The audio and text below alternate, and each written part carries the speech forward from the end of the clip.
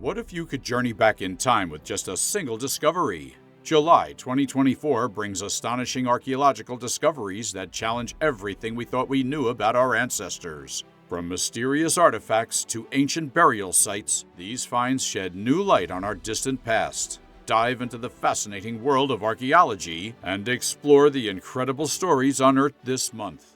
Archaeologists have uncovered the first Etruscan home on the east coast of Corsica, dating from the 6th to the 4th centuries BC.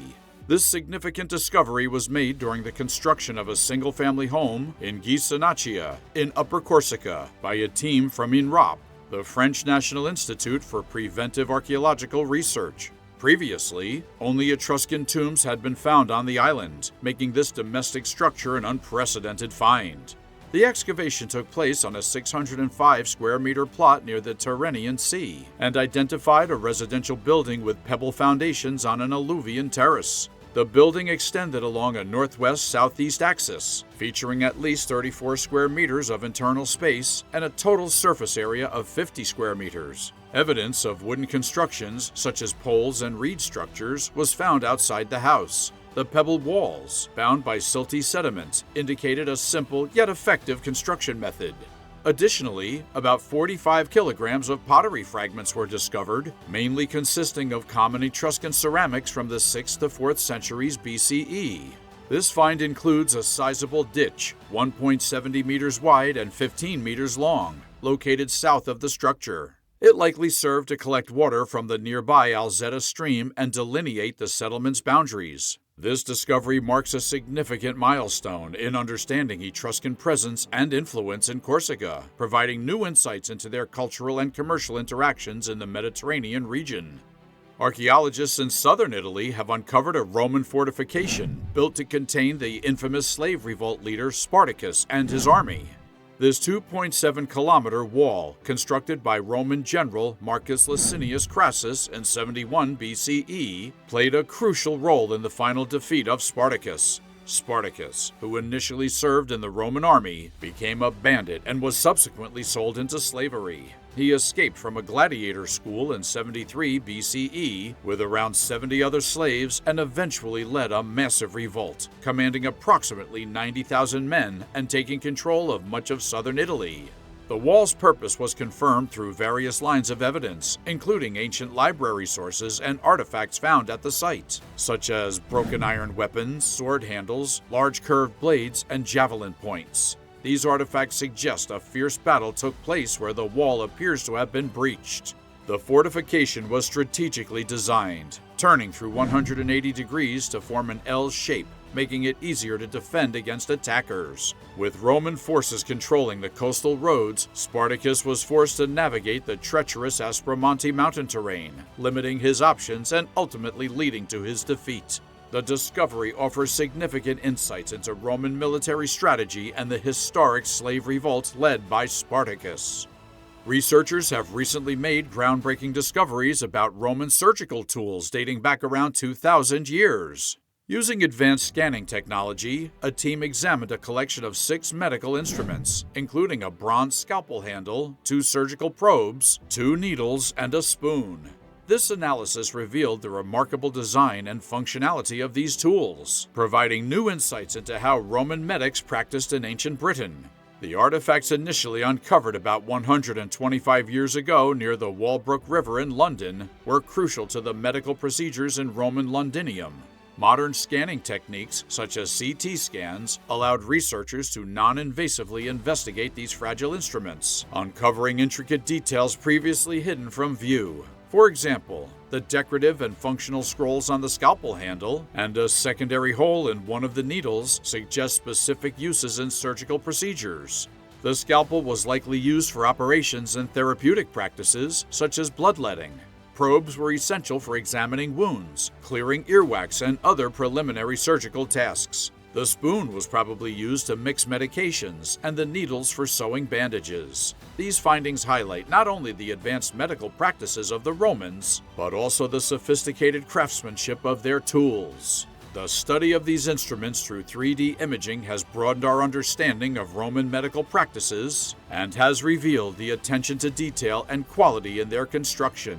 This research also opens up the potential to connect similar artifacts found across the Roman Empire, providing a broader picture of ancient medical techniques and their spread across different regions. The combination of modern technology and ancient artifacts continues to shed light on the sophistication of the Roman civilization. Archaeologists in Cyprus have uncovered the remains of a young woman who appears to have been murdered around 4,000 years ago, alongside a mysterious 2.3-meter-high monolith at the Bronze Age site in Eremi. This site, located near the modern city of Limassol, was once a flourishing artisan settlement during the Middle Bronze Age, around 2000 to 1600 BCE. The monolith, smooth with a small circular motif, was discovered in a sacred area within a workshop complex, hinting at a possible connection between the commercial and religious practices of Eremi's ancient inhabitants. The stone fell and crushed a large amphora at its base, suggesting it held significant ritual importance. The brutalized remains of a young woman, estimated to be no older than 20, were found sealed inside her home, with a heavy stone placed on her corpse, seemingly to prevent her spirit from wandering. This method of internment is unusual and raises questions about the reasons behind such a grim practice. This discovery is part of a pattern, as similar cases of young women buried in this manner have been found across Cyprus, pointing to a disturbing yet unexplained practice in ancient times. The connection between these incidents remains a mystery, shedding light on the darker aspects of ancient Cypriot society. A joint Egyptian-French archaeological mission has made a significant discovery beneath the waters of the Nile in Aswan. The team uncovered inscriptions and reliefs from notable pharaohs such as Amenhotep III, Thutmose IV, Psamtik II, and Apries. This groundbreaking find occurred during a project focusing on rock inscriptions located between the Aswan Dam and the High Dam. The first season of exploration targeted the islands of Philae and Knossos. Thanks to the excellent state of preservation, the inscriptions were thoroughly documented. Advanced technologies were employed, including underwater diving, archaeological surveying, photogrammetry, and underwater photography. These techniques allowed the team to accurately identify and record the inscriptions. Currently, the mission is developing three-dimensional models of the inscriptions to aid in their study and preservation. Preliminary results indicate the potential for discovering additional inscriptions and historical data, particularly from the 18th dynasty and the late period. This project aligns with the guidelines for using international scientific procedures in archaeology, ensuring the preservation and protection of these valuable findings. Archaeologists have uncovered an array of ancient Egyptian artifacts in more than 60 burials in Damietta, a city on Egypt's northern Mediterranean coast. These discoveries, announced by the Egyptian Ministry of Tourism and Antiquities, reveal a rich assortment of grave goods, including bronze coins, gold foil figurines, pottery, and shabti figurines. The burials date back to two significant periods in Egyptian history, the 26th dynasty and the Ptolemaic period. Among the findings, researchers focused on 38 bronze coins housed within a pottery vessel. These coins, from the Ptolemaic period, feature engravings such as the head of Zeus Ammon, a fusion of the Greek god Zeus and the Egyptian god Ammon. This deity is linked with oracles and prophecies. Some coins also depict an eagle with a cornucopia, dating them to the late 3rd century BC, a time marked by political upheaval and revolts against the Ptolemaic dynasty. In addition to the coins, the gold foil figurines are particularly notable. Several of these figurines represent ba birds, mythological creatures with human heads and bird bodies, symbolizing the soul in ancient Egyptian belief. Other figurines depict the Eye of Horus, a protective symbol associated with the falcon-headed god Horus. These discoveries are significant, especially given the limited known material from this era in the region. Further excavation and analysis are expected to provide deeper insights into these artifacts and the historical context of their burial.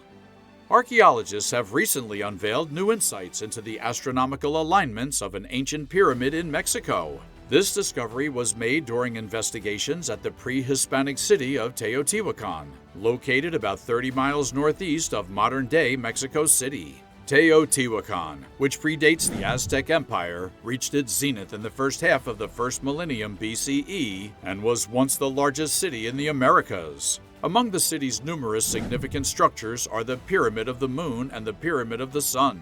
These monuments are celebrated as some of the most impressive examples of Mesoamerican architecture. The role of celestial bodies, particularly the sun, was pivotal in the construction of these structures. Solstices and equinoxes served as key markers for determining the orientation of these monumental buildings. Historically, research has primarily focused on the Pyramid of the Sun and its celestial alignments. However, new studies have revealed intriguing details about the Pyramid of the Moon. Despite its smaller size, the Pyramid of the Moon occupies a prominent location at the end of the Avenue of the Dead, a central thoroughfare of Teotihuacan.